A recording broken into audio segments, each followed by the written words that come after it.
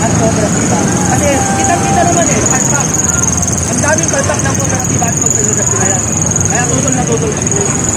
Bakit mas pipiliin nyo pa rin yung regular sa inaalok ng gobyerno na ibang alam?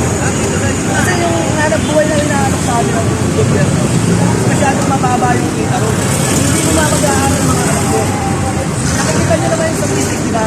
Yung sahod ng tao, simpleng manggagawa, ay standard lang o minimum lang. Paano mo mapag-aaral yung anak ko sa kolehiyo? Paano ka makakaupa ng bahay? Makakabayad ng kuryente?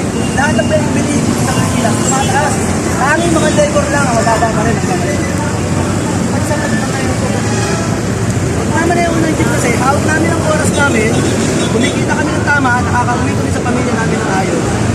May makaya pamilya namin 3 beses ang araw, masaya na kami. At kapag aaral namin sila, okay na sa amin yun. Kaya pilit kami kinikilit ng